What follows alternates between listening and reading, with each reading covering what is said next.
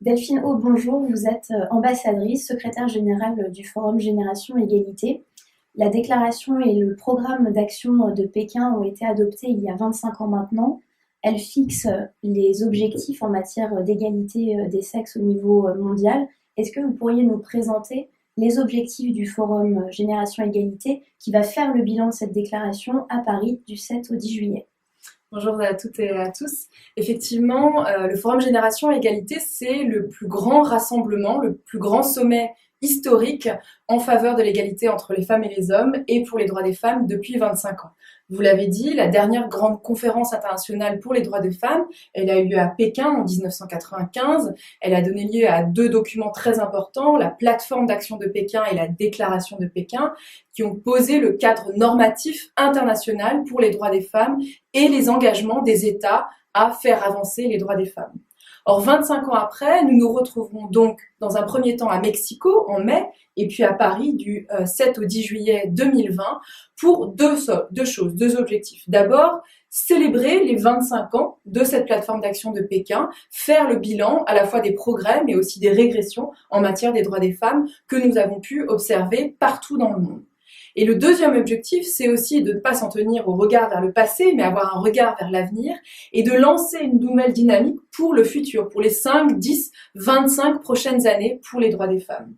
Et cette dynamique-là, nous allons l'incarner dans des coalitions d'action. Ce sera notre produit final de ce Forum Génération Égalité. Nous allons lancer 6 coalitions d'action qui vont rassembler à la fois des États, évidemment, mais aussi des entreprises du secteur privé, des ONG et des associations, des organisations internationales, des parlements et toutes les catégories d'acteurs qui sont engagés au jour le jour pour l'égalité entre les femmes et les hommes. Ces coalitions d'action, comme leur nom l'indique, ce sont des programmes d'action très concrets. Il n'est pas question à Paris de revenir sur un texte, nous n'allons pas réouvrir la plateforme d'action de Pékin ou une nouvelle résolution internationale, nous sommes résolument tournés vers l'action car les droits aujourd'hui, les droits des femmes, ils existent dans les textes, le problème c'est qu'ils ne sont pas mis en œuvre. D'où ces coalitions d'action avec un programme d'action entre 2020 et 2025, des acteurs supplémentaires, des financements supplémentaires et une sorte de test d'expérimentation, une accélération pour l'implémentation des droits des femmes. Et justement, dans cette perspective du forum, est-ce que vous pourriez nous dire un mot du rôle de la France et de ses priorités ? Alors évidemment, la France, comme vous pouvez le deviner, est le co-organisateur de cette grande conférence qui est à l'invitation d'ONU Femmes, l'agence de l'ONU qui est en charge des droits des femmes. Et donc ONU Femmes a proposé à la fois à la France et au Mexique de co-organiser et co-présider cette grande conférence internationale. La France accueillera donc pendant 4 jours. C'est un engagement du président Emmanuel Macron qui n'arrive pas dans un vide total puisque, vous le savez, le président Emmanuel Macron a engagé une diplomatie féministe. Nous sommes le 3e État au monde, après la Suède et le Canada, à avoir décidé de mettre en œuvre une diplomatie féministe. Cela correspond aussi à tout le travail engagé depuis 3 ans, à la fois au niveau national et au niveau international, puisque l'égalité entre les femmes et les hommes est à la fois la grande cause nationale du quinquennat, mais aussi la grande cause mondiale du président Emmanuel Macron, qui s'est engagé pour faire à la fois l'égalité femmes-hommes un critère indispensable de notre politique étrangère, mais aussi pour aller convaincre les autres États et les autres chefs d'État et de gouvernement de s'engager et de faire de l'égalité femmes-hommes une priorité. Cela correspondra évidemment donc à notre diplomatie que nous menons depuis 3 ans. Cela correspond aussi au combat qui est mené par la France aujourd'hui dans toutes les enceintes multilatérales et internationales pour faire respecter les droits des femmes. Car nous faisons face, il faut le dire aujourd'hui, à une contestation des droits des femmes, à un mouvement de régression mené par un certain nombre d'organisations et d'États conservateurs qui s'affichent ouvertement comme conservateurs pour une politique contre les droits des femmes et contre les progrès en matière des droits des femmes. Et la France est en première ligne contre ce mouvement organisé. Elle mène en quelque sorte le contre-mouvement progressiste, libéral, en faveur des droits qui tout simplement sont inscrits dans les conventions et les textes internationaux, mais pour faire en sorte que ces droits ne soient pas reniés, ne soient pas refoulés et que nous les appliquions tels que tous les États membres en sont partis.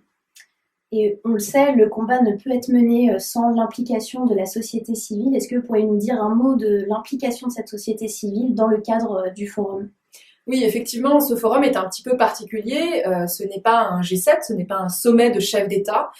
C'est vraiment un forum qui implique la société civile dans toutes ses composantes dès en amont de l'organisation du forum. Nous avons mis en place une structure de gouvernance, un comité de pilotage, un comité exécutif, et toutes ces instances font la part belle à la société civile qui est associée dès le début dans la conception, l'organisation, la réalisation des objectifs du forum.